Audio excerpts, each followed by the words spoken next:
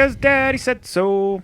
Okay, we're live. I guess it's my job to introduce this week's 13th Elm. Season 2. Season 2. And, this is Mike Hell sitting here with Season 2 of my favorite buds. I got Rob. Hello, everyone. This sexy, chocolatey, cascading voice of enjoyment. Keep going. Well, you're handsome, and I don't think it's fair that the viewers don't get to see that. If they watch... The listeners, I guess the viewers would see it, but there's no viewers. If you watch on YouTube, I throw in some pictures of us, though, so Yeah. there's a possibility of seeing us. Rob's the one with the tightest jeans. Well, debatable, depending on what I'm wearing. Yeah, that is debatable. Unless he means, like, genetic genes. Like, your genes are tight. Pretty tight. Yep. And then we have Sweet Bill. What's up, guys? Welcome back to Season 2. Yes, welcome back. Welcome back. We know it's... We started The Season first 2 episode of season a minute 2. ago. Welcome back, everybody. And we're back at it still. So, Season 2, I'm going to tell you what, we're going to start off with a banger, and it's a hell of a low note, which is good, because there's nowhere but up to go from Haozu, 1977, also known as House. I'm just going off of what you got. I expect both of you to fucking hate this, based off Why? the small fucking text Did you interactions. just call it a banger low note upswing? What did you say? What did Hey, you call said this you're starting movie? off with a banger. That's It's a low note. Yeah, honestly, there's a huge part of me that wants to give this the old Sweet Will redo, but we're just going to keep pushing Did you through. just call me Sweet Will? I like that better. Well, you're Sweet Dick Willie, a.k.a. Billy in the Hood, That's because the you're guy- uncircumcised, That's right? That's the guy from Pirates of the Caribbean, Sweet Dick Willie, right? I think No, that's the... I don't have a joke for that. What did we watch, by the way? Let's get back to that. Okay, Haozu? Yeah, House, 1977 Japanese classic House. Written and directed by Nobuhiko Obayashi. And then it also is starring a handful of people who weren't really actors. At all, yeah. Yeah, they were models and stuff. 16-year-old models. Yeah, we got Kimiko, Ikagame as Gorgeous, Mika Jinbo as Kung Fu, Ai Matsubara as Prof, Kumiko Oba as Fantasy, Miko Sato as Mac, and Masayo Miyako as Sweet. Sorry for butchering those names. I think I might have did okay with Yeah, you the sound bad What accent. about the I think you aunt? did pretty well. Who's the aunt? Uh, She was the only previously experienced actress, right? yeah. I believe Gorgeous and Fantasy had some other work, too. Okay. And then the rest of the girls this was the first thing they've ever done. What about Italian Stepmom? Was she an actress or? Italian stepmom?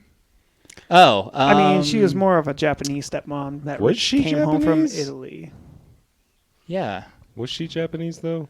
Yes. Yes. Was she though? Yes. Yes. Okay. Yes. She was very much This is Japanese. not what I thought we'd be arguing about. Oh, there's a lot to argue about. This episode is going to be absolutely not nearly as insane as the movie, to be honest, but it's going to be strange. Yeah, her name, by the way, is Haruko Wanabuchi. The aunt? Yeah. It's Japanese as fuck. Hell yeah. Okay, what about the stepmom? The stepmom, her name... Oh, wait, that was the stepmom. That's what I meant. Sorry. The aunt is Yoko Minamida. Also Gotcha. Japanese as fuck. Yeah, because it's a Japanese film. So, What's it about? that's a great question. And before I spoil that by dropping serious knowledge, I want to jump into what did we think about this film and what did we experience? Because that's really what you can call it more than anything else, right? As an experience? Yeah, I guess. sure. So you don't want to spoil anything about No, the plot, but we're going to go straight to what we thought about it? no, I think Let's that just rate it and get it over we with. can talk about what happened. Like, you want me to fucking drop bombs? Just like a quick plot synopsis. Okay.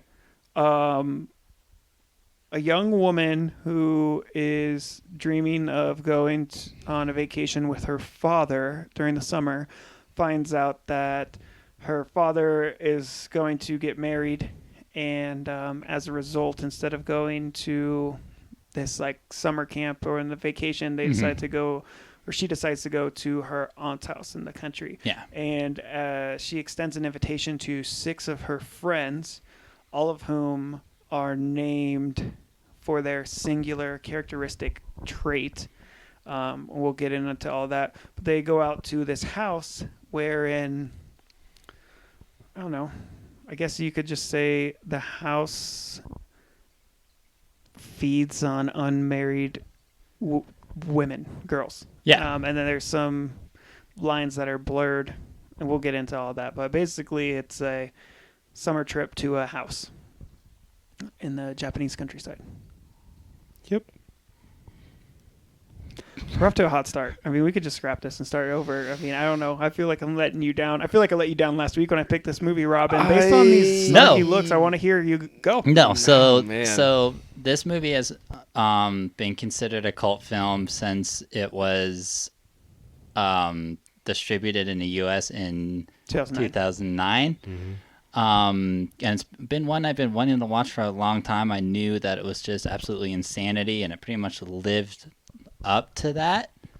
But there is going to be a lot of stuff that if you haven't seen this movie, it is hard to explain because it is very dreamlike and surreal at a lot of points. But I mean, just the beginning. I love the beginning. It feels so much like a live action shoujo, which is like cutesy anime. Oh, just I thought you meant like Korean rice wine, which I wish I had drank to watch this shitty fucking movie. You like the beginning? You like the 45-minute melodrama setup before anything actually happens? Yes, because honestly, liked that, the only anime I ever really got into was shoujo, which is like for girls in high school. Osmongodaio and fucking Fruit and like Baskets. Fruit Basket, yeah. And just like just like how they acted with each other, and there's so many of those little tunnel shots and zooms in on people's faces and other faces appearing. The editing is insane, and whether or not the editor had a bet going on to see how many different types of wipes he could use in 87 minutes, but. But I mean, we get these scenes to be introduced to the friends that, like you touched on earlier, their names are literally just tropes, and so they're all caricatures. Yeah. They're anime characters. There's one named Prof, who is like Professor. the one that wears glasses and is smart, and there's Kung Fu who does kung fu. There's Mac, who is stomach. So there's Mac, who they call fat the whole all movie. the time. She's the same size as everyone else. Exact size as everyone else. She has like a trim waist. She's wearing like workout shorts. Yep. Like, it's insane. I guess it's more so she just likes to eat. And then we have Melody, who's like the musical one. Okay, before we get any further, Melody looks like a grandmother, right? Does she not have like big matronly energy? I think we can definitely go somewhere else before we deal with that. And just if I could surmise, no. Okay. I'm going to have to say no to that one, to be Really? honest. Yeah, she looks like a young Japanese girl. No. Okay. But hey, since we've halted all, energy and progress, let's just sit here for a minute and marinate in that. All I'm saying is she's wearing a very frilly apron dress, and her haircut, and just her demeanor. It's yes. So, nope. Anyway, You got Sweet. Sweet, who She's so sweet. She is so sweet. She's really kind, actually. So We got Fantasy. Fantasy, She's who a daydreamer. always thinks she's seeing things, but she's not really. Oh, But Fanta? and I mean, part of this And gorgeous. comes from, I mean, a little bit of background info that can explain this is that the director had his 10-year-old daughter explain like nightmares that she has or like what she's scared of, and he tried to incorporate a lot of that into the film, which is why the kills that we'll get into later are Extremely childish. yeah, and insane, and the effects are like purposely bad, and even though there are more serious overtones of the entire film, it's shown in a very wacky and zany way, as in at the end of this film you're either like understanding the metaphor, or I mean I had to look into it. I'm not gonna act like I watched this and was like, oh, I totally understand what he was going for, but it seems online people fall on one side or the other, where it's like, this is a crazy Japanese film that you get some friends together and get super stoned and laugh at and enjoy, Yeah. or you get into the history of it and try to get into the metaphor side, which you can do, but it's still so crazy and zany that I can't imagine anyone like serious face like somberly watching this movie, right? I don't know. I think that set and setting has a lot to do with how you digest media, and we're like three American dudes in 2022. Right. It's pretty far removed from our culture, Mm-hmm. and especially like if you think about why some of the things were done the way they were done, or what some of the meanings for the writer director and then other like film critics have said that are the central themes of this film. But I mean, as far as the childish approach to the writing and direction and editing and effects and all that stuff, a lot of what I was learning about when I was looking into it is that, like most global visual media at the time, in the mid to late 70s, people were moving away from regional film and moving more towards television and Hollywood films. Yeah. And so like the Japanese movie, like cinema experience and audience was shrinking, and it wasn't very popular or in with the youth of the nation. And so when Obayashi got this project, and I'm sure you guys are going to touch on this, you saw it, this was a request from the studio, which is Toho Studio, which is famous for making all of the Godzilla movies, but they came to him off of the success of Jaws. Yeah. And they're like, hey, we want you to write a movie that's similar to Jaws. And so he's like, I can do that. And then he went and consulted his 10-year-old daughter about what she thought would be scary. And then he tried to implement some of her things because he wanted to get in touch with the Japanese youth.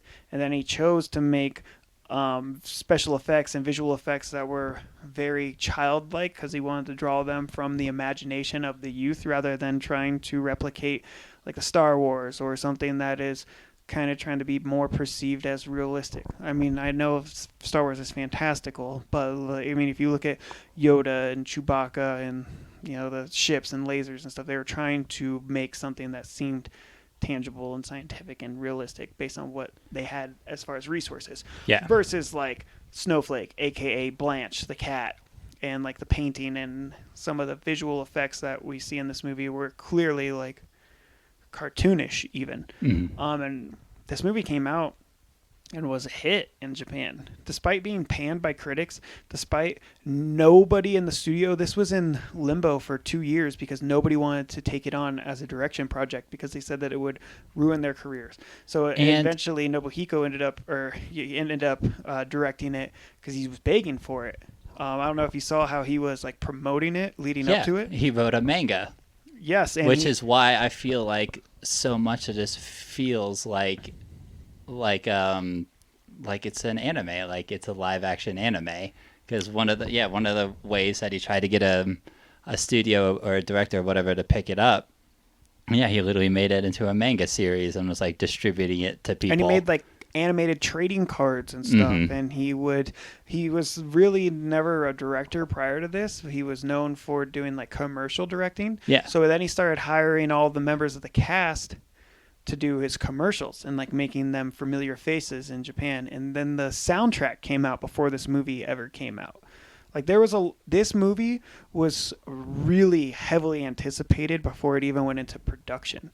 And ultimately the studio had to acquiesce and say, we'll let you make the film because there's a demand for it, but we'll let you direct it because nobody else wants to do it. And so the critics hated it. And then when it came out, a lot of Japanese filmmakers were upset. They're like, you guys just drove the final nail into the coffin that houses Japanese cinema. Like, this is going to ruin our industry. Not only you as a studio and writer director, but the entire Japanese film movement isn't going to be taken seriously. This movie is an abomination. But all the young people loved it because it was different. Yes. And I think that's kind of important, and I think that's probably why. So the movie was largely circulated in Japan, but never really left because international distribution rights were hard to reach until Janus Films picked it up, and they're known for bringing all like the Criterion stuff. Like they did. I don't know. What's the last one we watched? Man Bites Dog was another one that was Criterion first Collection, distributed by Janus and stuff like that. So it comes out in 2009, joins the Criterion Collection in 2010, has a whole lot of fanfare and cult following behind it, and a lot of it's just because of its like cultural and artistic contributions. Because admittedly, the viewing experience goes one of two ways. It's either you know a little bit about what it's trying to imply, and you're sitting there with a straight face trying to get that message from it, and you're dissecting it from like a elevated artistic level, which whatever, or you're super stoned and just along for the fucking ride. And right. I mean, it's a crazy movie, and I don't think that's veiled to any audience member that knows about this film going into it. If you've never heard about this movie, there's a ton of stuff written online about it. But yeah, it's insane. It's one of the most insane movies I've ever seen. Yeah, I didn't know really anything about this movie except for the fact that it was insane. I actually thought that there was going to be like some crazy gore, and I was kind of disappointed that there wasn't. Like you sat down and pushed play under that assumption still? Yeah. All I knew was that this was a old Japanese cult film, and I was like, oh man, there's got to be some like fucked up gore in here. And there's not at all, which, I mean, that's not the point of the film. A 10-year-old who created most of the kills isn't going to create like gory ones. But I mean, do you want to touch on the metaphor of the entire film before we get into the craziness? Before we do all that, I'd like to hear I think Rob we have, is there a third person word. in 13th and Elm? Or is it two, or is it second and Elm? Or is it just better for us to do the whole thing and then you to shit on it and tell us why we're wrong at the end? Either or. We'll do either or. You're fucking. I mean, nice. you've done that before, so. You want to chime in at all? Oh, okay. Wow, what a. Did you look into the metaphorical stuff? No, I didn't. Do you have any interest in it? Not at all. Because Zero interest. I have a feeling, which I'm like torn on this, because part of me is like, for a movie, you should be able to watch it and understand it and enjoy it without having to do an hour of homework. Would you agree with that for the most part? Yeah, in a kind of a rule of thumb sort of way. Sure. Yeah. Yeah. I mean, like again, like there are films out there that are not meant to be like broad appeal, right? So, and it's like modern art, right? Like modern art is art for artists in a way, because if you don't have the understanding and the history of like why this is different or parody or whatever, like a lot of the meaning and a lot of the weight gets lost on you. Right. So like I understand all that, but I didn't know anything about this movie. I've heard of it. I've heard of like, oh, it's a Japanese cult film from the 70s, whatever. And when I looked it up on my smart TV, it was marked as comedy mystery. No, not horror. Comedy mystery. So that like kind of gave me some sort of idea before I pressed play. But what a weird flick. It's fucking weird. Honestly, like, I did not enjoy watching this. I knew you wouldn't. I really didn't. Like the first 40 minutes is kind of a slog. Can I throw out a possibly unfair accusation? Yeah, I mean, you usually do. I really felt, especially after that fucking text message, I really felt, I was like, we've lost Rob. He's not watching this movie. And he's not going to come with much. He's going to come with a lot of opinion, but I really, in my heart, I feel like about the time you sent that text saying we really should have watched this together, you had already made up in your mind how you felt about the movie and kind of I'd already started seen the folding film. laundry. I'd already seen the film when I sent you that text. I'd finished it. And you finished laundry as well? No. Okay, so I'm going to say something, and I don't want it to color your opinion of my opinion, if that makes sense. I tried to watch this film earlier in the week, and I just putzed around the house and like started dinner really late, and then wolfed down dinner so I could like start the movie before I wanted to go to bed. And so I was really full and really sleepy when I started this film, and I fell asleep at like about an hour in. It's also a very boring film, and it was hard to keep my attention. And so then I had to rewatch it. Boring is not a word I would use to describe this. The first half of this film is boring. Not only is it boring, the music is honestly really obnoxious, and I like the cannot soundtrack. stand it. Like once we start getting into like the meat of the film, like once they get to the house and people start getting killed, like I love the piano stuff. All the stuff with the piano is amazing. I mean, I think that's definitely the most beloved scene from this, from like the research that I've done. It's just like every time something quote unquote cool would happen, something that like checks my box, like, you know, revs my engine, whatever.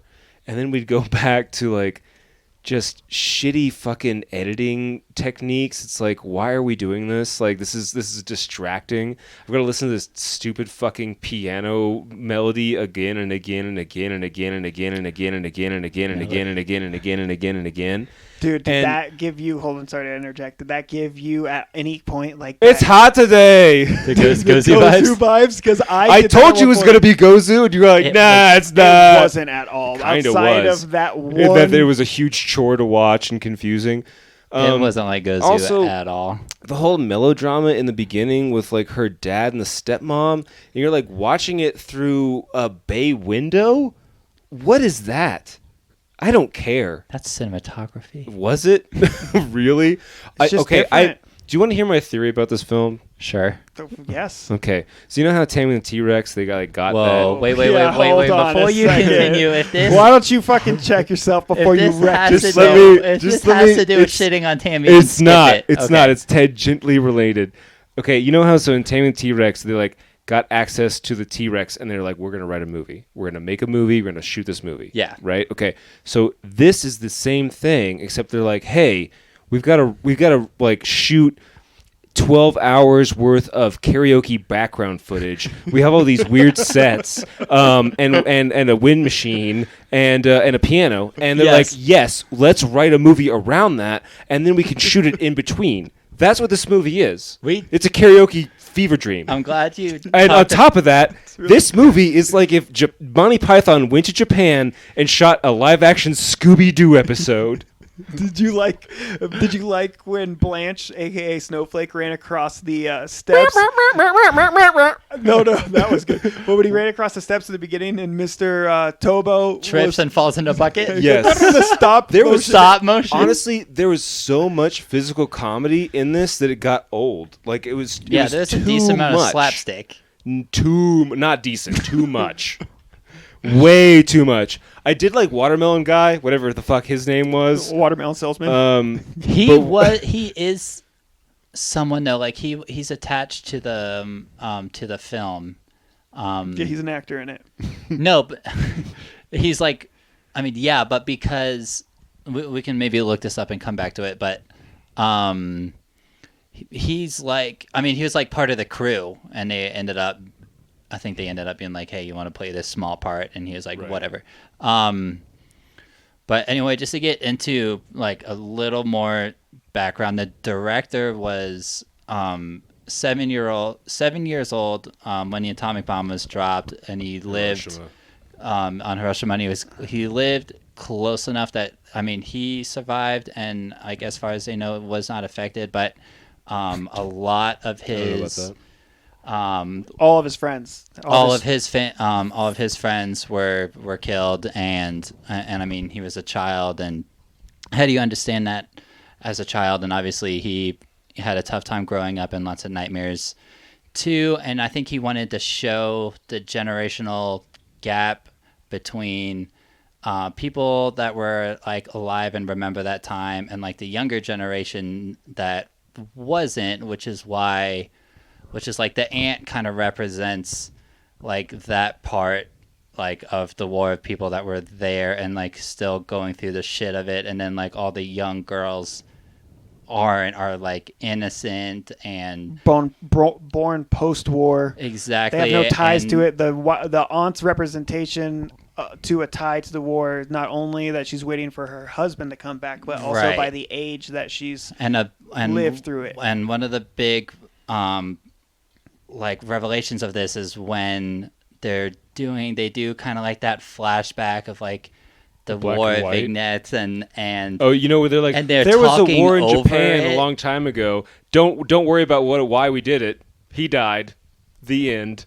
Well, that's not what the film is about. Not we were belligerents tried to conquest all of East Asia. I understand I don't want a World War II history lesson in the middle of this film, but the way that they like, oh, it was a war a long time ago.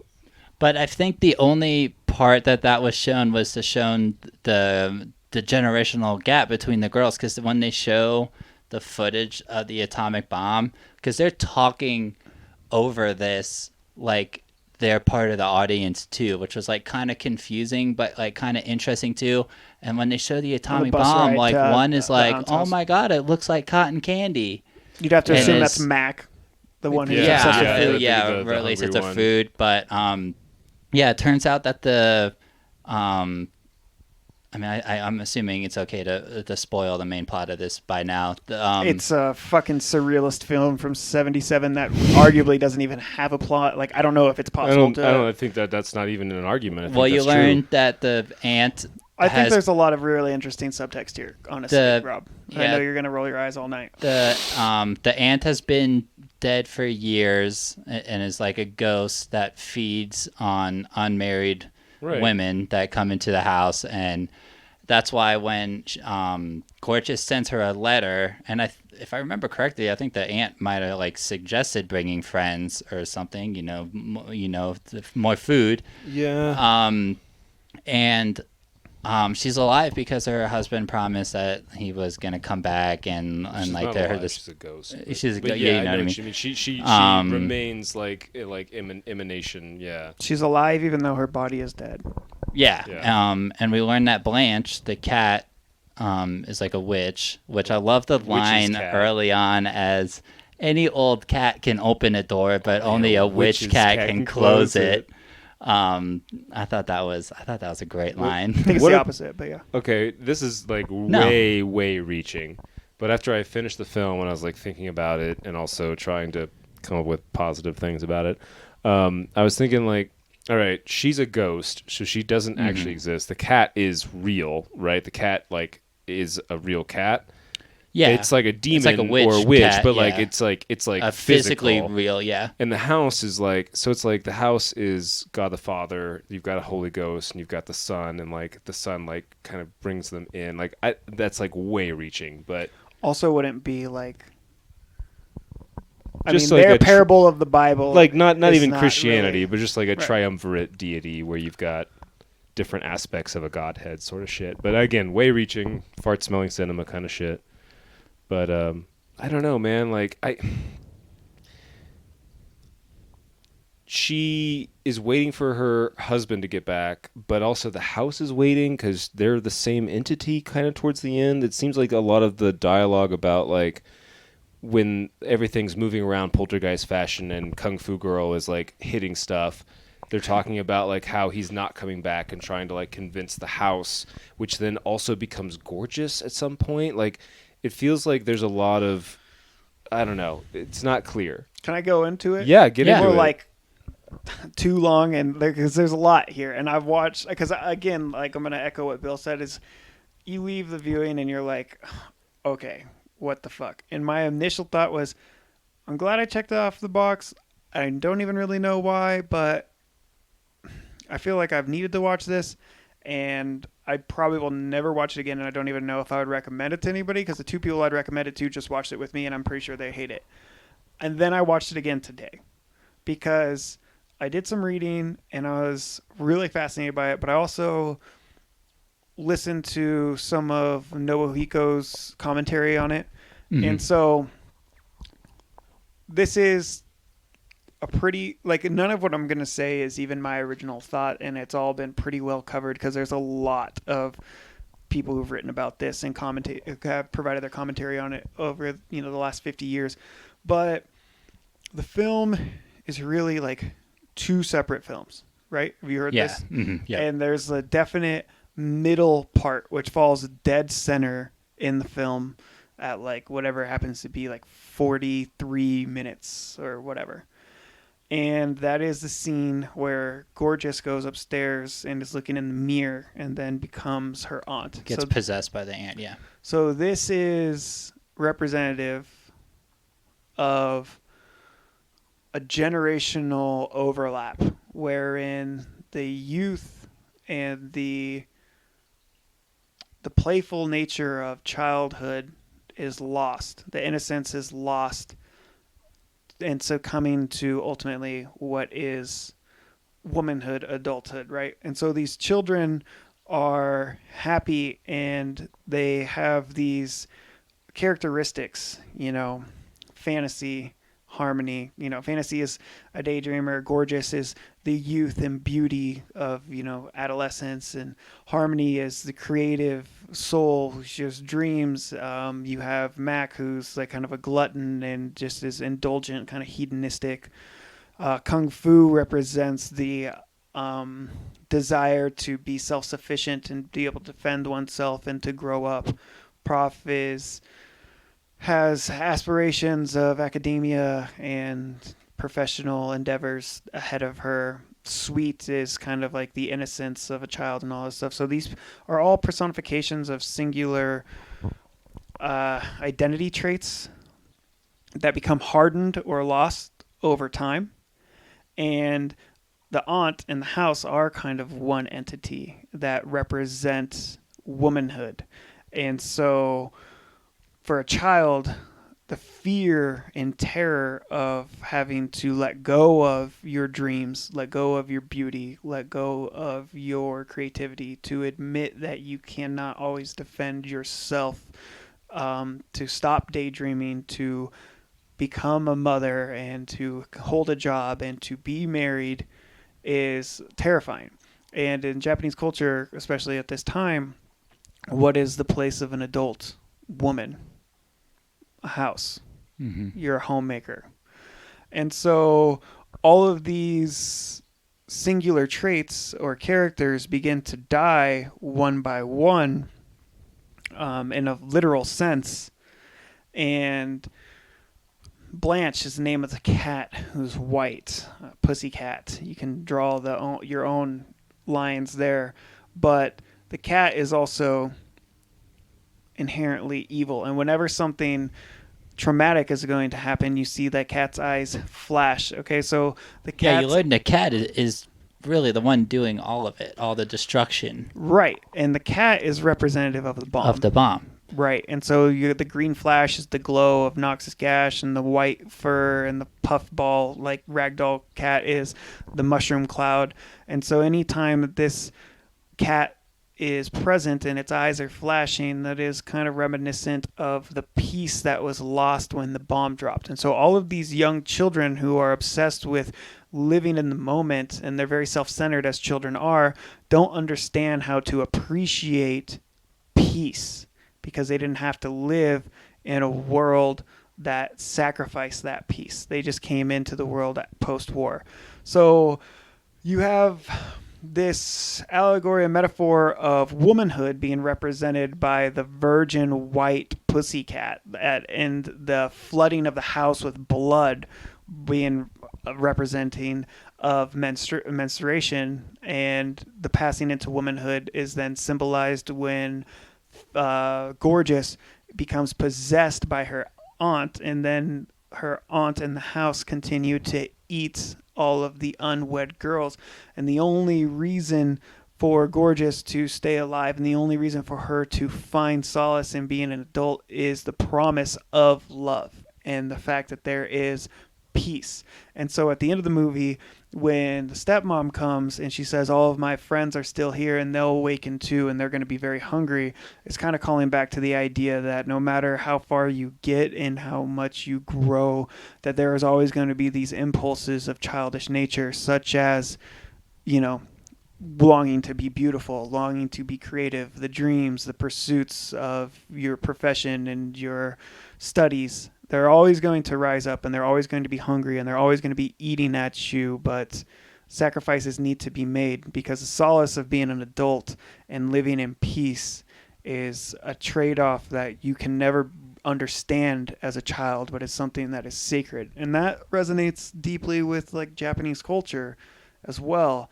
I mean, Gorgeous really becomes possessed when she wears her aunt's dress and she puts on the makeup and they're all unmarried, but then at the end, Gorgeous ultimately becomes her aunt, and she is there and still waiting for her groom to come home. Mm-hmm. It's a fucking heavy film, actually, and I was kind of surprised by when all I of this. first read that Blanche was supposed to represent the atomic bomb. I was like really confused and was like, I don't get that until but then it just kind of hit me and I was like, oh wait, then that's just like the atomic bomb killing all of somebody's friends, like just as it did to the director. And then I was like, oh, like that's how I can draw that in and make sense. But also your childhood. Yeah. As a just gets taken away kid, from you. Like he is not allowed to grow up as a normal child because not only did he lose his friends, but he lost those parts of himself that were childhood innocence, ignorant to the evilness of the world. And then you just want to be at peace in your house with your love. Right. All right, so I feel like we've covered most of the metaphor. I feel like we should get into like the crazy kills and like the part of this that like why people think it's such a How about that fucking trailer? Watch. Kung Fu? That what you had trailer? That fucking wagon, dude. Oh. I thought you meant like the trailer to the film. I was like, I didn't watch it. But yeah, Kung Fu, because I mean, she's in her underwear for most half of it. Half of the movie, yeah. But I just want to, we get the craziness. Like literally, they open the door to the house. The cat does its little laser eyes, and like parts of the chandelier shoot out, kill a lizard.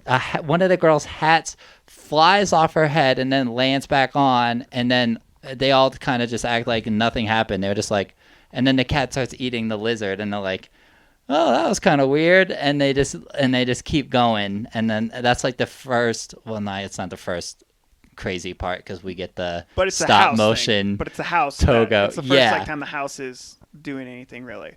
And then Aunt is in a wheelchair. Yep.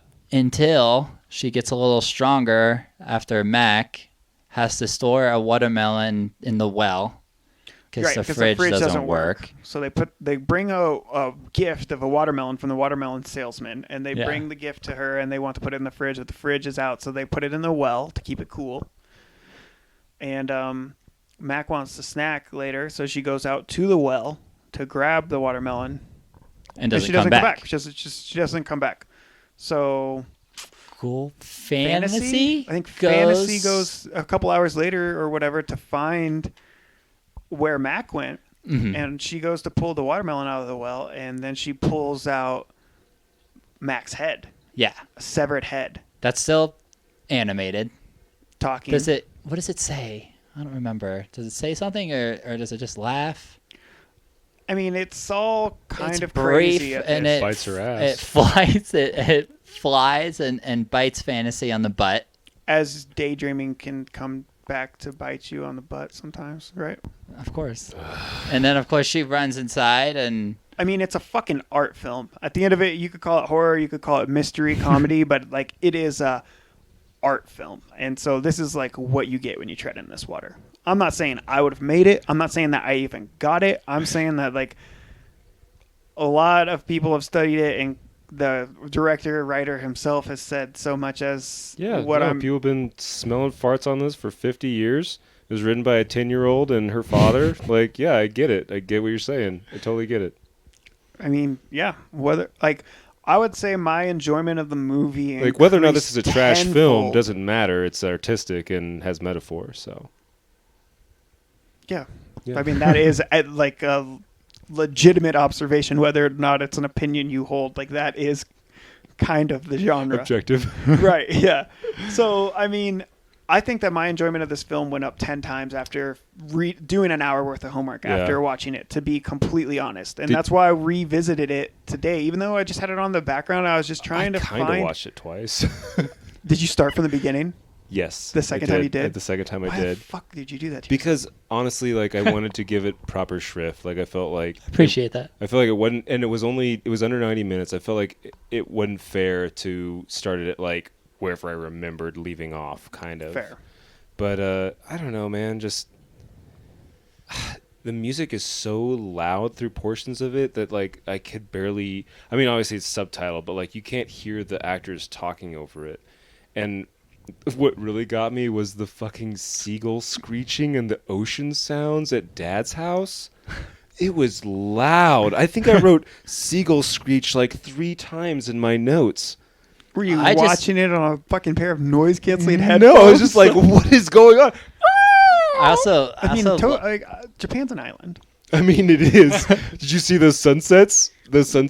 Oh, man. Yeah, beautiful. Again, this goes back to, like, this was shot for karaoke, and they just wrote a story around it to make sense. I do love how the dad comes back after making a movie in Italy, and he says, oh, they said my score is better than Marconi's, which is great because we literally talked about him last episode. Leone said that, and Leone is the guy who fucking writes and directs all the spaghetti western, so he did, like, for a fistful of dollars for a few dollars more, fucking Good, the Bad, and the Ugly, which he works with Marconi all the time. Ryoko has like wind blowing on her through every shot. Oh, this is a windy. What was that? I definitely thought that was like this is no one else has wind around them. It's just her wearing a fucking silk scarf.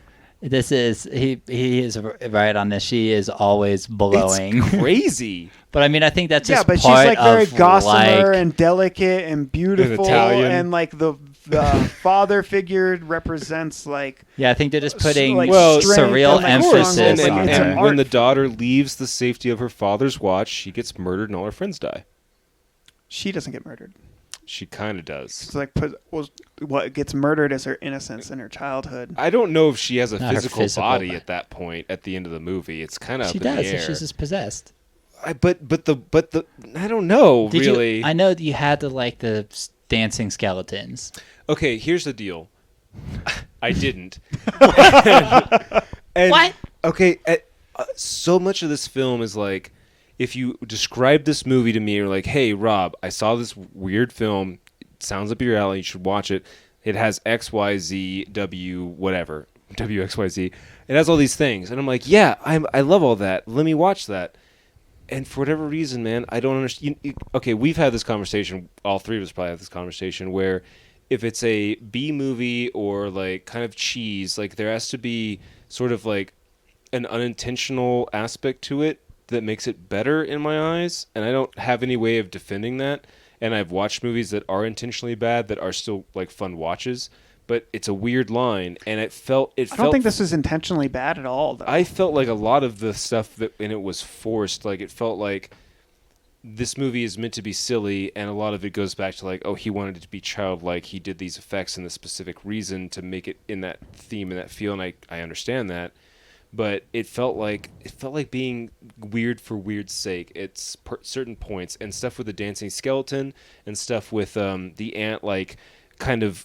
Not teleporting, but like high jumping up into the rafters, which was kind of a cool effect. But she goes through the fridge. Yeah, and she goes to the fridge and that's but she was and also like released because it's taking on the new entity of youth. There's a progression of her in the wheelchair and then getting out of the wheelchair once the kids start dying, death, and then as the kids continue to die, she relieves herself from the entrapment of like womanhood. Like she passes on to the next life, and then she becomes like the next generation takes life in the young host. That's great, but I'm talking about like the physical like depiction of it and me watching this film as enjoying it. when I'm watching this stuff happen and this kind of campy stuff like Dancing Skeleton stuff that I'm kind of curious, like, did Sam Raimi see this before he made Evil Dead? Because there's a lot of very similar kind of scenes that's going on. Yeah, this has a lot of Evil Dead vibes. So like a lot of it on paper More like is Evil what Dead I 2. want to watch. But when I saw it in person, I was like, man, this isn't funny. Like, I don't like the music. I don't like what's going on right now. Like, I did like the scenes with Kung Fu, and I liked her, like, weird, like, Kung Fu is song. everybody's favorite character, Like, right? clearly, she stole the show. And, like, especially her fighting the firewood logs. Like, that was awesome. That was great. Yeah. And the piano stuff was awesome. I love that, too. The piano scene was great because sorry to interrupt you. But it did feel like a lot of the, like, deaths and like, practical effects were dumbed down because they didn't want to like scare a younger audience, especially since a lot of it's coming from the mind of the 10-year-old. But I mean, for 77, I mean, obviously, like, for us, like, this isn't a lot, but like, I mean, Salad been out for 5 years. Yeah, right. I mean, but like Melody getting her fingers chopped off, eaten by the piano and holding them up, and they're kind of bloody, and she's the eyeball freaking in her out. Mouth Yeah, of Mac. Mm-hmm. Like, there's some like pretty, not, I don't know about grotesque, but like there's stuff that's like not kids movie worthy, and there's also a fair amount of nudity towards the end of the film, which I was not comfortable with because I didn't know how old these actresses were, and then I don't know, like, I mean, I'm an adult, like, I can appreciate art and like the human form and all that, but it felt cheap at the end of the film. I mean, the nudity wasn't ever like sexual. I feel like it was more like. Her twirling around in that red water, I don't know. I mean, there was no. I don't remember it being sexual sexy at all. Like, and like, the only other nudity I remember is one of the weird scenes where it's just like floating body parts, and you just see like a torso. And you see titties. Well, yeah, as part of the torso. Yeah. I mean, but it's not like. It's and also, I mean, disembodied. this is a well, like, known movie. I mean, obviously these actresses are of age. They were like 16 or 17, so depending on your definition, but they were all born in 1960. I looked it up. It was shot in 77. Yeah. So. Well. Anyways. So, what's the next kill that we get? The mattress kill, which is... I actually got a legit guffaw out of me. Like, I laughed. I laughed when I saw that. Who is this dying here? Sweet. This is a direct, like...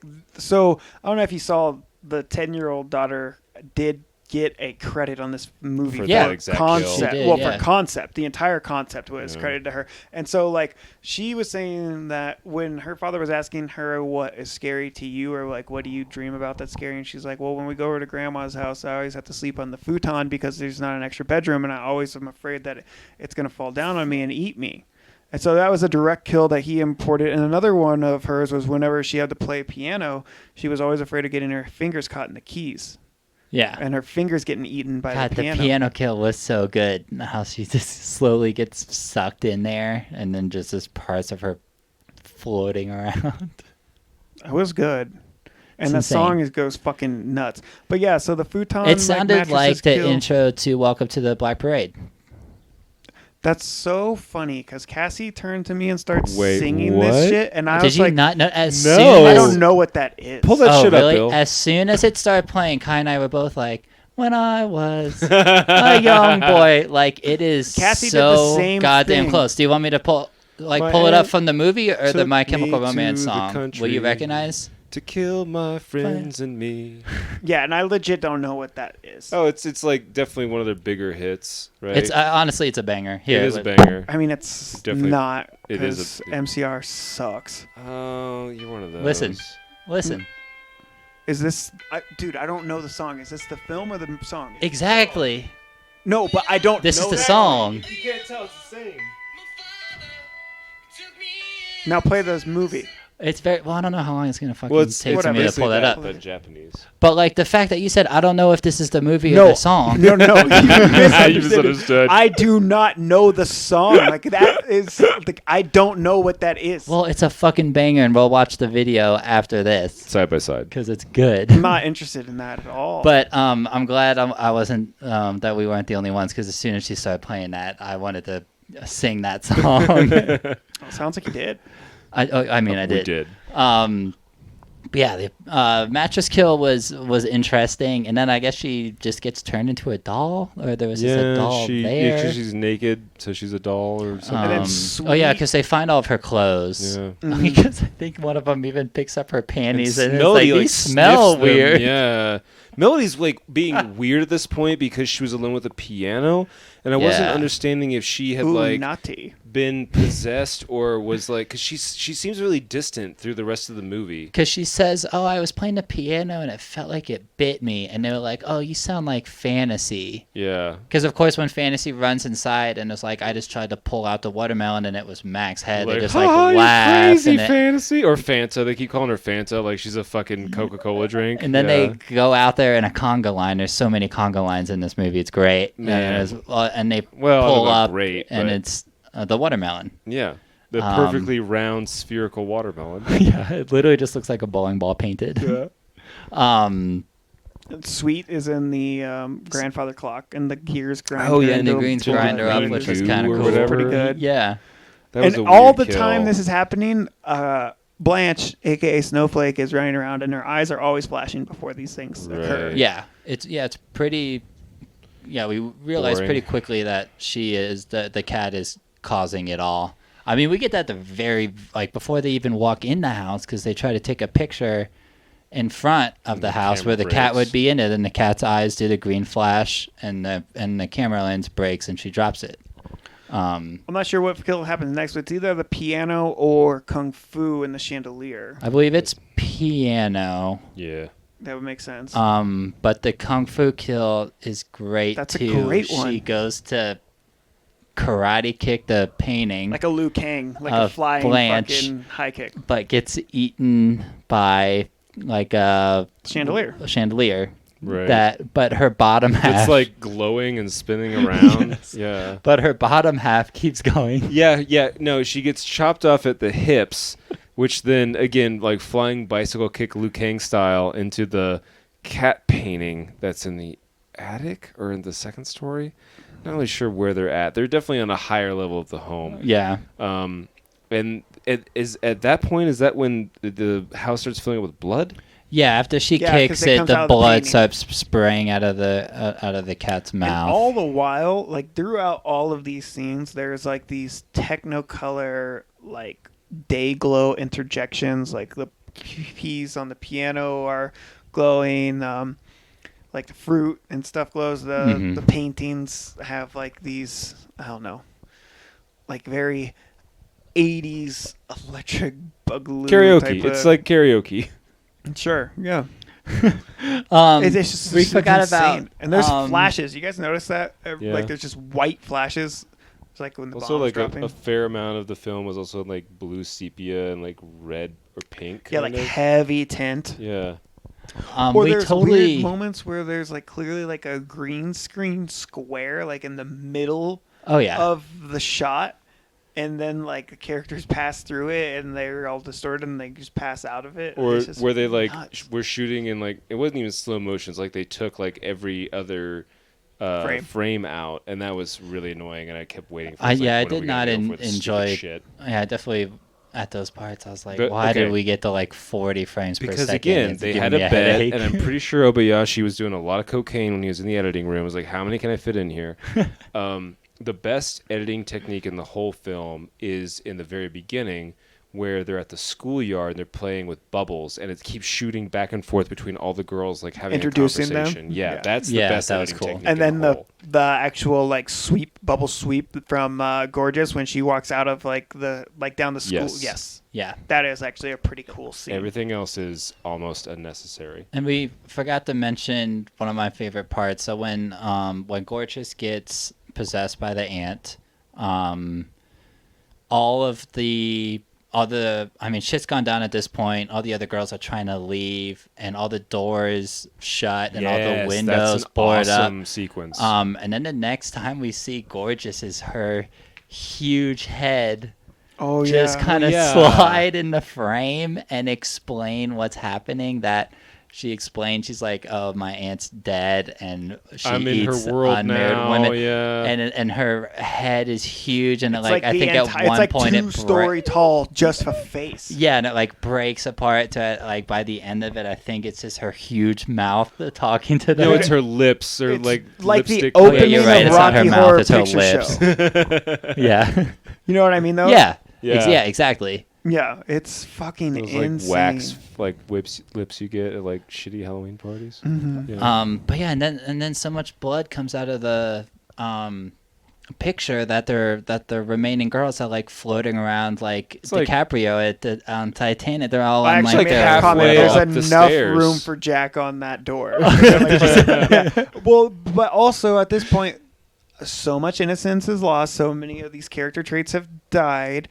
Gorgeous is now upstairs, and she has become a woman. She's wearing the bridal Yeah. She's gown. wearing the It's a makeup, gown. and like Mhm. what you said, when the lips came through, like you have the lipstick because they were lips, not a mouth, talking, and like, and this is the menstruation metaphor, right? Because the Right. whole house floods with blood, and now Gorgeous is a woman. Yeah, and the I didn't really two- get that at the time, but it makes sense. This is the right after the mid part of the movie where like the first half Yeah. portrays the child like life, Innocence, yeah. and then the second half is all the people who've lived through the war or have like passed into adulthood, and so the house flooding with blood is ultimately like that metaphor, as I mentioned. And at all this this point, is like fucking insanely portrayed, though, right? yes, Fever dream. Yeah, fever dream. like these aren't complicated metaphors to put in the movies, and like Didn't he have to be just- this complicated. Yeah. Exactly, that's what I'm saying. Like You could like almost he argue that did they it in come off such a after way the that fact. it's just absolutely insane. Exactly, like I was like, okay, I know there's like deeper meaning behind some of this. Like, what is it? And I did not get much. But I mean, I didn't hate Okay. doing the homework. Like it was. All I gotta say interesting. is that there are people right now, today, that are watching video of Donald Trump and using the way he's pointing his fingers and how he misspeaks to decode secret messages. So I'm not saying that you're totally full of shit, all this metaphor is nonsense, but I'm also saying that that's not true. So I'm not saying it's nonsense. I just. it they're feels just like a generous portrayed reading. in like the craziest nonsensical way. Yeah. As in, The difference is like Obayashi has said this Right. himself. oh yeah. I watched some interviews with You him. know what I on mean? Like probably this the- is his artistic interpretation of his own art. So Right. I mean that's a little bit different, and I would say that we are so far removed culturally. Yeah, that's We are another thing. not women, No. nor were we young girls, Or Japanese. and nor Exactly. alive at that time. Like Right. there's a lot of degrees of separation between 'Cause- what this film 'cause was this was- conveying at the time. 32 years after the bombing, 44 to 77. 45. I thought, was it 44? Yeah, 44, 45, yeah. One of those. So, but yeah, to what you're saying, we are so far removed that that this metaphor probably comes way more easier to other people other than Maybe like us 15-year-old Japanese girls in in 1977. 1977. Exactly. You know, so But at this point, I believe Fantasy is the last one alive. well, we haven't besides- go into Prof's death yet. which She's falling off Oh. of the door, the Titanic door, So in she- the river of blood. Is she the one that gets bit and eaten by like the can that has teeth, which Jaws. is Jaws. So this is like Yeah. the one part of like, be like, oh, this is the See? we have I to, told you I'd make a movie that was like Jaws. yeah. And there's another part which I mean this might be reaching, but when I think it's the ant is like eating goldfish, Yeah. as in maybe she's like eating the competition, like, oh, this is Jaws, this is nothing, I just eat Right. these. But that might be too reaching. But yeah, Prof gets eaten by Jaws. By which is Jars. just Jars. And then and then it's just Fantasy and Gorgeous. And Gorgeous, who we know from the very beginning of the group are the tightest. Yeah, the film opens with those two girls having like a photo shoot, and we know that their bond is stronger than those of the others. So she floats over to Gorgeous, and if I remember correctly, I think she calls her mommy. Am I making this up? Which I don't really know where that. No, I think you're right, because she like goes over and then it's like lays her head in her lap, kind of on the stairwell. But does she? Well, because die? Yeah, she Fantasy? dies. Yeah, I think everybody's dead. How does Fantasy die? Or not? It fades to black, right? I think she gets consumed. Is it just okay? Is it just like an assumed off-screen? You know, metaphorically and possibly even physically, she gets eaten by the Fantasy or Gorgeous. Yeah, by Gorgeous. The ant. Yeah. Slash the house. Slash the cat. Yeah, and then we get. Well, you know, we didn't. I mean, this is where Stepmom comes, but we didn't talk about Togo at all. I was gonna say, like, they're talking about Togo at this point and early in the film, where like he's gonna come and save them all. He's like the sexy teacher that when we see him, who's gonna marry the gym teacher or whatever. Yeah, I was like, wait, is that? I actually thought it was like a police officer. I was like, no, wait, that's Togo. He's like slurping down big noodles. Mutton chops. He has like and he looks like he's like 60. And it's like, and who is it that has the dream about him? It's like Princess Bride-esque riding on a horse. You thought it was Princess Bride-esque? That's not the movie I meant to say. You know what I mean, though. No, because what I thought, and I thought for sure I wouldn't be the only person to think this. He looks like Captain Tennille, the host of MXC. Oh, rides in on the dude. Fucking horse with that jacket. With like the Sergeant Pepper jacket. Yes, he looks like, which is also one of my most favorite names in game show history, Captain Tennille. Like, I said that out loud. I was like, "Oh my god, it's Captain Tennille!" It's like, what? You know, I was like, MXC. I did get MXC vibes off of this as well. Of this film. Guy Ledouche. Dude, I fucking love MXC, and there's I like love MXC way more than I like this movie. There's like 6 seasons of MXC on Amazon Prime. I love the different team names. It's always like Plumbers Union versus Accountants or something. It's so good. I hate being here. I love how there's always at least like a character named Billy Baba Ganoush. Billy Baba Ganoush. That's right, Ken. Oh God, that is so we good. should have watched Vic that. Romano. We could watch it tonight. That.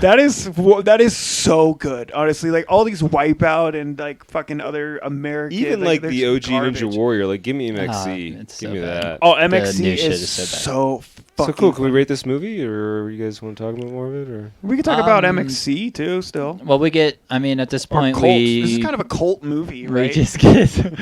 You need to be brainwashed to like it. The stepmom driving up with a bunch of fans in front of her. It's blurry. Everything with her is blurry and dramatic. What about when Tobo got turned into a pile of bananas? Oh yeah. Who cares? He eats noodles with the watermelon guy. And it's like, do you like watermelon? It's like, no, I like bananas. Like, you like bananas. I like bananas. But like, how does he get turned into banana? Like, who cares? Fucking knows? Who cares? I mean, I guess the cat can pretty much transport, so he might have gone down there and was like, "Fuck you! You're too close to the house. You're a man. You can't interfere with what's going on. So I'm gonna kill you both." No, it's a callback to the Nippon-Russo War, which preceded World War II. There's like a big fucking post about this that I read. Oh, really? No, not really. Oh, okay. It's nonsense. He turns into bananas.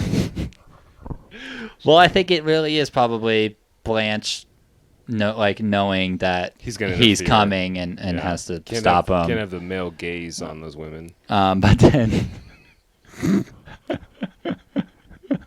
it's hot, kind of. Yeah, and then we get what can say that. we talked about. What we talked about earlier, the gorgeous in, like, being like, oh yeah, kimono. my friends are all here. They're just still sleeping and they're going to be hungry. Oh, did you like the 3-minute sequence of her opening doors at the fucking aunt's house or whatever? She's like pushing those big doors open. No? I don't know if I remember. Maybe you watched the director's cut. I don't know. I haven't watched the director's cut.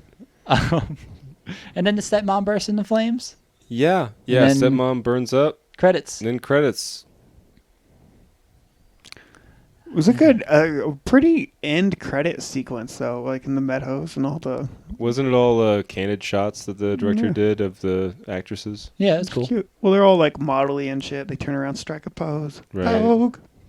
It was one of those, it was like an anime outro. There was Totally. a sequence at the beginning before they go to Aunt's house where Gorgeous does a magical girl spin around and changes her outfit. Yes. Yeah, okay. Just wanted to mention that. Yeah. And I enjoyed that. We do need to double down that there was like when Kung Fu was doing the Kung Fu against the firewood where she flew to kick. What was it that was like flying around or whatever? Wasn't it the wood? It was the wood. The wood was a fighting split, back it was a from split being wood, split. like 5 pieces of split wood. Yeah, and then she's like, did I imagine that? She flies through the air and does this like Liu Kang kick, and when she lands, her fucking pants are gone, and she's just in her panties. And the next 40 minutes of the movie, she's just dragging that wagon around. Not only that, she makes a stand, and then she grabs her pants out of the air, and then doesn't put them back on. You know, I mean, I like this movie a lot more than I did upon my initial watch, and talking about it makes me want to watch it again. And you know who? Really? A lot of people really love this movie, but Bill Hader is a huge fan of this movie. I saw when I was doing research, I saw a clip of him holding up the DVD and just being like, "This movie's crazy as shit," and he has a flannel on, and he rips open his flannel, and he's got a shirt that's just like the cover, like the cat with the tongue rolling out. And do you know Bill Hader is actually a like huge horror fan? And I believe it. Quick aside is he can't act afraid by his own admission. He's like, dude, I have a really hard time acting afraid, and because in real life, if I'm afraid, I laugh hysterically. Like I laugh really hard. Literally in the It movie. Yes, and he said that he had a lot of conflict on the set with the directors and the film crew because like you would have Bill Skarsgård coming at him getting all fucking wet sewer mouth and crazy, and he would just laugh hysterically. Like he couldn't take it seriously because he's like, I was genuinely scared, and that's what I do when I'm genuinely scared. I just freak laugh. out. Which I think is hilarious, dude. Part 1 was so much better than part 2. Part 1 is always better. You're a foreplay fan. But part 1 was still not that great. But part 1 was really good. What are you talking about? Okay, save it. Better than the second for when one. we do the pod on the movie. I think it's right there. It might be the movie on the top. Yeah, let's watch it right now. It is. All right, yeah, let's... All right, we got to wrap this up. We got to watch a 2.5-hour part 1 of a movie before we watch the second movie. All right, final reviews. Who wants to start? I will start. All right, go ahead. I didn't score this movie last night. I went over many different things. I put down like 4 different scores and looked at them all, and I'm going to throw out an arbitrary number right now. It's going to be 71. It's funny that you say that. I was gonna give it a 70. And I mean, like I said earlier, it is tough because I feel like I shouldn't have to do homework after I watch a movie to understand it. But in this instance, I did enjoy doing the homework, and it did add to it. And like I've said before, like Japanese horror is my favorite. And even though this is not at all like most of the Japanese horror I like that still helps. So I don't know if I'm ever going to watch this movie again. If so, it will be in a few years, and there'll be much more marijuana involved because this time there was 0 involved. But yeah, 70. I gave this movie a 31. Did not like this. Yeah. It was a chore to watch. I watched it twice. Well, 1.5 times. The score is really obnoxious. It's overly loud. It's boring. The special effects are crude, but they're done that on purpose. There's some fun stuff going on. There's fun stuff like with her disembodied head, biting her butt. All the stuff with the piano was really cool. I did like the black and white kind of throwback. Like, it kind of kills the action, and the whole first half of the movie is pretty much garbage. You could have cut that out completely. This movie could have been like 25 minutes. I would have enjoyed it way more. And the metaphor stuff's all like nice, and it's an aside, and that's cool and interesting and artsy, but like it doesn't make the movie more enjoyable. I would not recommend this movie. Don't watch this movie unless you're a big movie nerd or like you really like camp and you don't, you do have 90 minutes to kill. But I mean, I'm honestly, again, like I'm glad you picked this film. I'm glad that I watched it, because if I had not been watching this for the pod, there's no way I would have finished it. Like I would have watched it, fallen asleep, and been like, nah, shelve that for eternity. I don't know if I agree with I would not recommend this to many people. Who would you recommend this to? Like anybody that likes horror, I would just tell them to not like sit Don't watch down this and movie? watch it by yourself. I'd be like, have some buddies over and like have fun. Yeah, drink like a fucking half a bottle of whiskey and smoke 2 blunts and then watch this movie. You won't Like remember have it, and it'll fun be with fun. it. Or like if you're a huge film nerd, then watch it by yourself and then do hours of homework on it. Like some of us. There's did, a lot of but- fat to chew if you want to, but there's also enough ludicrous, over the top, wacky, zany type of film that you can either have a ton of fun with it, you can go super deep with it, or for probably most audiences, you're not going to understand it. And I'm not saying that I did. You're not going to understand it. There's going to be a lot of the way that it's edited and the sound that's going to take you out of it. You're probably not going to like it. And you also aren't, just like us, I'm not saying that I fucking am some elevated film nerd, but like, you're not going to relate to it. You're not going to understand the metaphor. Right. Culturally, it's going to be foreign to you, pardon the pun. And it's from 50 years ago, almost at this point. It is not for many people. But if you want to just have a lot of fun, it's got a lot of fuel for that. And if you want to do a lot of research, and you'd be surprised at how many people have seen this film, how many people have written about this film, how many podcasts and videos and interviews and synopsis and reviews there are available for this film. And there's a lot of fat to chew if you want, but or gristle, depending on your not tastes. for everybody. I mean, we covered it the best. Probably, you don't don't need to hear anything and YouTube else. reviews. So Yeah.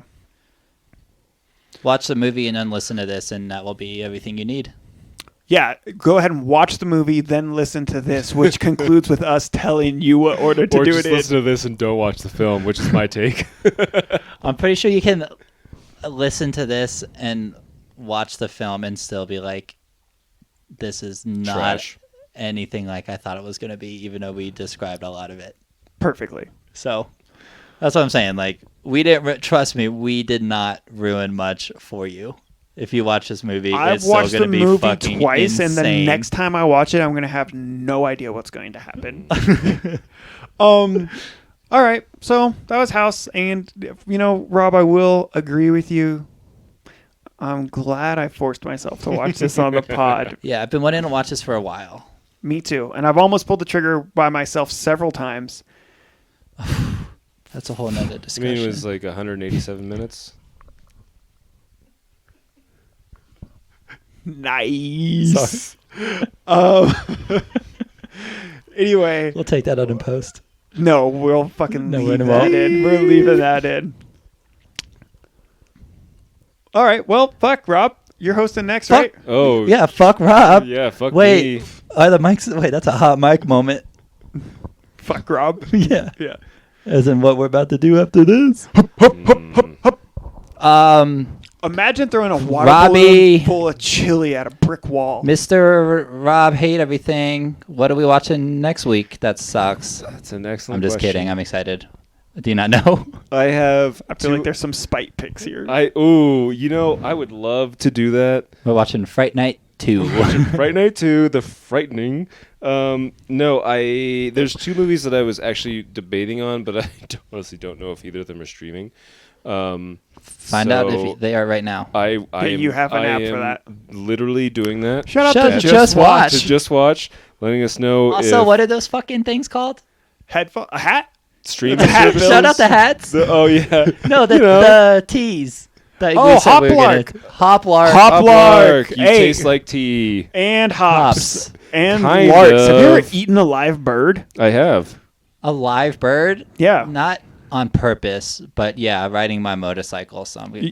Your motorcycle? You didn't know I'm a rider? No, I didn't know I you can't had. deny it. I didn't know you had a hog. Fucking rider. You don't want to fuck with me. So yeah, when you're riding your hog and you're When eating, you're riding your hog. what's your best? birds. What's the best bird to eat live? Cock. Blue Jay. Blue Jay burger dirty made by bird. Jim Lee. There's a blue jay in my heart, and I let him out at night. I pour whiskey and cigarette smoke on him to drown him, so nobody knows he's there. I don't get this reference if it is one. Charles Bukowski, if you're listening, He's not. Who are you? the days run away like horses over Truman the hill. Capote. Truman Capote, if you're listening right now. Cody Diablo, if you're listening right now, give us Jennifer's Body 2. No. I know Bill really No. wants that. No. Dude, you telling me Unless it's just shots of Jennifer's actual body, then I'm not interested. But thank you to anybody listening. anybody? Any Body. any physical body. How much more Doesn't time do matter you what think we species. need to kill before Rob figures I out mean, where this I is don't streamed? know, but Possibly I think 3 we're or 4 killing- I think we're minutes. killing it. Let's be real. People So- tune in for this. Do you guys have So- Fubo? Do you guys have the Fubo? stream? No, No. none of us have Fubo. Okay. It's like $80 a month. Whoa! It's like insanely expensive, and That there's no trials because I tried to watch. is I insane. had a Soccer week Right. trial, remember? And I canceled it. But you know what I had to do to get a Every week trial trial? you do is weak. I fucking bought a TV. They're like, oh, you spent hundreds of dollars. Do you want 7 days of bad programming? Okay, Yeah, that shit. It's actually insane. are you ready? Oh yeah. Oh, Dun, dun, I don't dun, know. Are we ready? Because the first 2 picks I had to nix because none of them were Yo, streaming. ready for this? But did you have a third? Can you tell us what have those to two announce were? it right Do now. have a third one. Can you tell us what Okay. those two were that No. aren't available? No, Why not? because 'Cause I they might might choose become them streaming later. in a few weeks. Yeah. Yeah, and in 7 weeks when you host next, I'm going to be just as surprised. Don't care. Fine. Fuck Rob. Do you know what we're watching next? No, because you haven't told us yet. Do you want to guess? Is it No. streaming? It is streaming. I Oh, do wow, that want to narrows guess. it down. I do want to guess. It's I'll give going. you one guess each. Feast. No. We just talked about it, huh? Maybe. Fuck. What is it? The Witches of Eastwick. That's not what I was gonna guess. I don't think we talked about that. Okay. Jack Nicholson, Cher, Susan Sarandon, Michelle Pfeiffer. Oh God. What year is this from? 1987. God, is there gonna be a drop of blood in this? Possibly. It's an hour 58. It's rated R. Fucking Oh, at least 2 it's rated hours, R. it's So rated R. they might say fuck You might get some Nicholson hog. or some Might. Sarandon mammary. Yeah. Are you excited now? Are you happy? No. No. I actually don't know anything about this movie. I know of it. Is it about witches? It is about witches. That's You know, all- I do that's all I know. love witches. I do And love you love witches as Cher, well. right? I do actually like Cher a lot. Baby, wait. Dude, I do like Cher. Okay. So yeah, so get excited for it. I honestly, I'll try. I think it's gonna be way more fun than House. We'll see. House was a weird thing because I didn't enjoy At watching all. it. At Okay? all. I'll be completely transparent. I didn't enjoy watching it, but then I was Really? I had fun absolutely watching it. fascinated by it after. Okay, I didn't like not enjoy watching it. In fact, I had even like said that watching it's Tim not and Eric. the worst watch. Like, and I'm not just trying to fucking pick on you. I would say that like Van Helsing was a worse watch. It was, Oh, It was absolutely. a chore. Van Helsing was a worse watch, and a lot of that had to do with the fact that this was 40 minutes shorter than Van Yep. Helsing. Like, I don't know if Yeah, if why this was was that movie 2 so hours long? and 15, 20 minutes, I would have fucking That liked would've it been as much. tough. And there's been a handful of movies that honestly, like even Lamb. Like I would say I enjoyed watching this more than More. Lamb, but Lamb Oh, was at least absolutely. like I enjoyed better Lamb film? and Titan more than this. no No way. way. Yeah, they were better to watch. I see, and that's disagree. great. But like that's not my metric for enjoyment. I'd It's much how rather good watch- something is. I'm much No, it's rather more watch enjoyable to watch. a little girl getting eaten by a piano than a little fucking goat in a jacket. It wasn't a goat, but No. doesn't matter. It was a kid, right? No, it wasn't a kid either. What the fuck was it? Lamb. It was a lamb. That's what the Not the whole thing. Black Phillip. Spoiler. all That's right. kind Well, of a new He's movie. a lamb, right? No, he's a ram. He is an actual goat. No, that's Beelzebub. Oh, Beelzebub. Beelzebub. It's like Thank you, what's his name? Elmers. Lil Uzi You Vert. guys have a great night. Beelzebub. Beelzebub. Would you like Little Uzi Vert more if he wore a denim jacket and had one good mean right hoof? Got a denim jacket right over there. I actually like him as a person way more than an artist because he's like a big metalhead. I don't remember where he's from, but he's like Philadelphia. known to be at like hardcore and deathcore shows like pitting and stuff, which I think is cool. But anyway, thank you. Totally pitted, bro. He fucking pits. All right, season 2, baby. Kick it off with a boom. Season 2, we got that new intro Boom, boom. made by our own Michael. They call me Swing Low. They call him Swing Low because that dick hang low and you want to blow. No, it's like Chariot. Yeah, it's we got Swing Low, we got Sweet Chariot Bill, and Tex. Sweet. yeah, Tex Yeah. And throat. and throat. You're still throat. Throat. Go. All right, we're out. Goat throat. We're out. Thank It's you. a Thank you. Stay tuned for a special guest coming up sometime in season 2. Yeah. Not going to say who it is. No. Thank you. Thank you. Thank you.